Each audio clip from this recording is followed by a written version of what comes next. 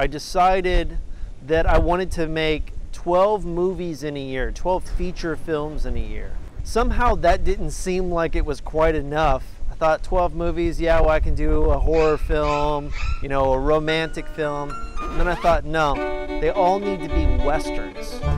When it's their turn, they need to be here, ready to go. And if they're not, back to It's November, and 12 Westerns in 12 months director Travis Mills managed a coup of some significance when he arranged to hold auditions for Turn and Burn, one of his Westerns, at the Lauderdale County Agri Center on the same day as the Queen City Classic Barrels and Poles in Meridian, Mississippi. Without such an event in tandem, it would be interesting to see how many competent horse riding would-be actors with a trained horse showed up for audition.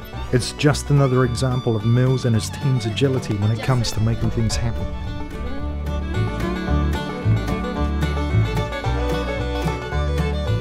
What I'm looking for is her to come in the center of their pen and get lined up on our first barrel. She's going to make a right-hand turn. When she's headed to the second barrel, she's going to make a left-hand turn. She's lined up good for the third barrel. Good face, run straight.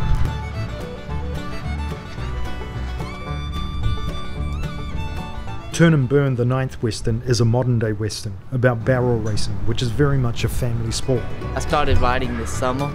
He got his first horse in March and started competing in June, and he's come along really quick. He's got a natural knack for it.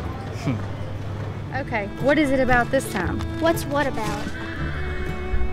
Well, you know, Jessica in this script, she's very relatable, especially to people with, like, let's say daddy problems or mama problems, which I feel like a lot of people have these days. The world is definitely full of broken families these days, which is sad, but you get to really see how that makes you turn out whenever you become an adult, how that has affected your life. And I think we'll get to see a little bit of that in the script.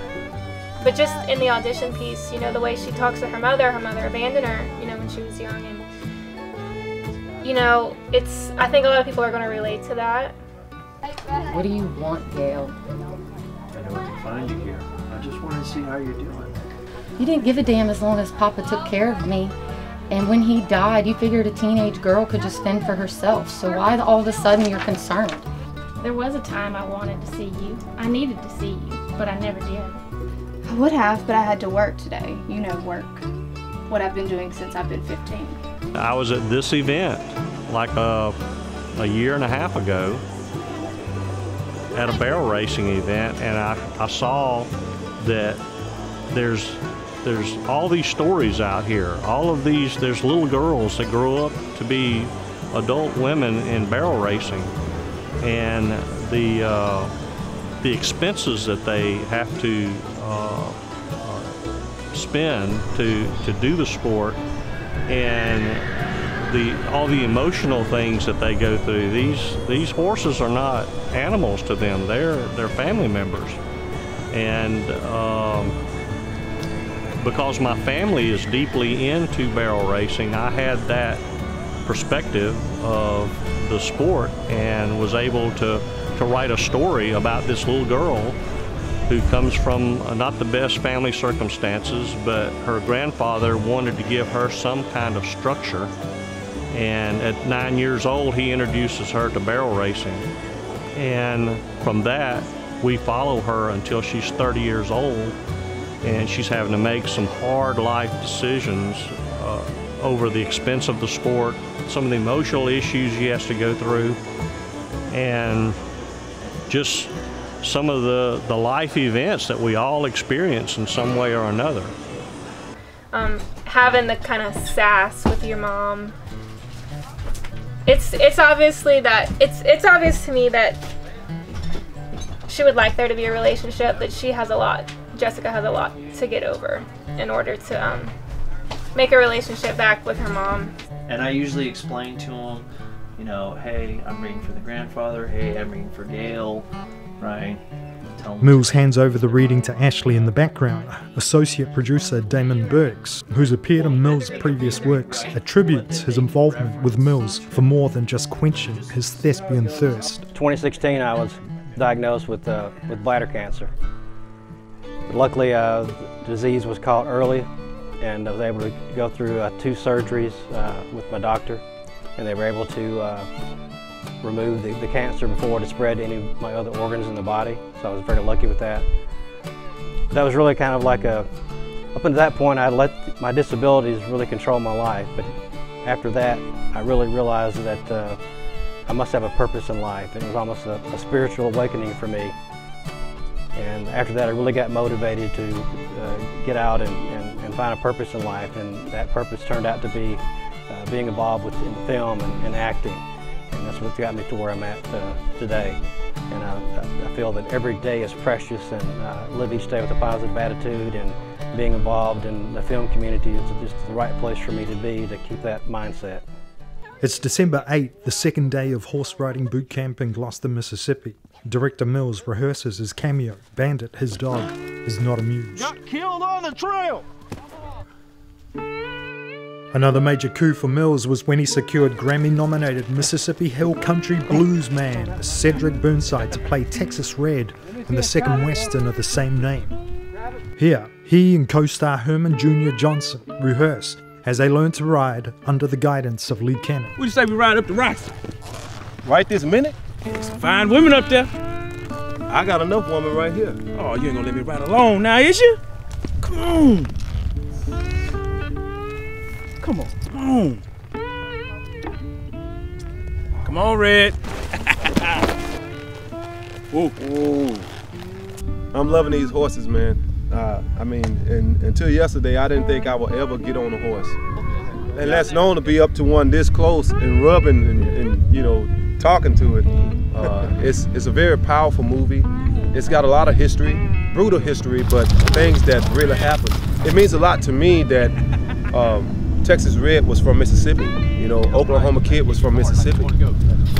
They got names from other states, but they were from Mississippi, and that really means a lot to me, being from Mississippi. And I'm just so happy and honored that Travis, you know, thought about me. The role is it's a fantastic opportunity. Like Cedric said, to be out of Mississippi and playing guys telling the story that occurred in Mississippi. I think it's a huge honor. I think it's a story that needs to be told. People in the South, outside of Mississippians, will really appreciate the story. It's an intense story, and again, it's true. There's pain in it, but I think when you see the outcome of it, you'll still feel some form of appreciation for the story at the same time. We've had a couple of spills. I don't know who all's gone off the horse, but I went off once. I'm playing the Lone Rider in Bastard's Crossing. Makes 2 appearances. You know, if you're in the first of a movie and the end of a movie, you got a pretty good role. So I'm pleased with that. Yeah. And it's a tough guy. I mean, I get to wear a black duster, a black vest, and black pants. You know, I got a cool look. I got a cool looking cross draw holster. You know, I mean, I'm sad I'm playing Cowboys and Indians. I was in True Detective Season 3, Episode 1. Yes, sir. I played a young detective, or young deputy. Yes, I'm gonna be a wagon driver. Excellent. Yes, sir. I think it's one of the very first scenes in the movie. So, if you start the movie, you'll see me. But you better finish the movie too, you know. Last night, the guys stayed here in cabins, where they shared stories and got to know each other. Burnside and Johnson even found time to write a song, which might end up being the theme to Texas Red. And I want them to know that I can relate to that.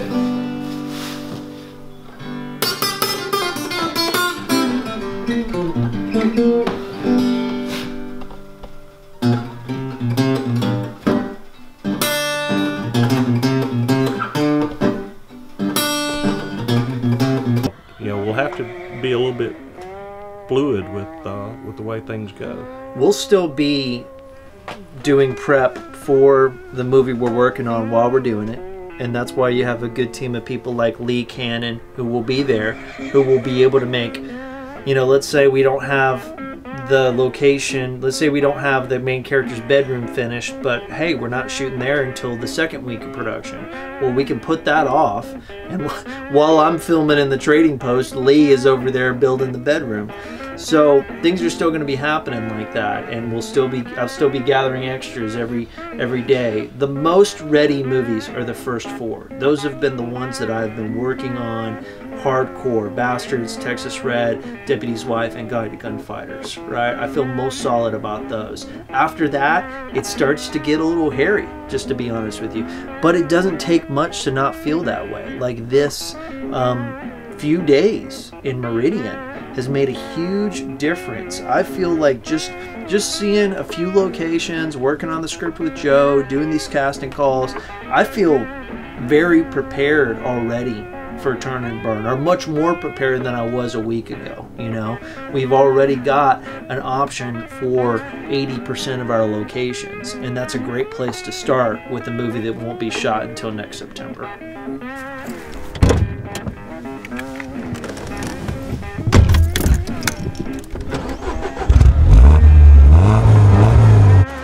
Burks is on his way to the doctor for one final check on his bladder cancer.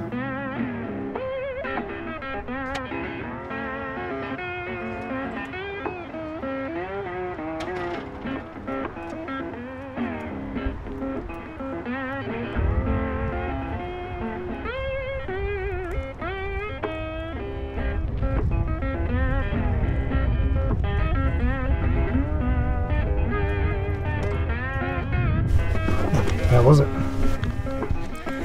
That's great news, John. Everything was normal. Test went well. No cancer cells. So that's 3 years now. I've been in remission. So I feel great. They have to send off a urine analysis to see if there's any cancer cells in that, and they give me a call back in about a week. But in the past, that's been negative as well. So I think I got this thing beat now, I hope. Join us next year for Dusty Dozen, the making of 12 westerns in 12 months.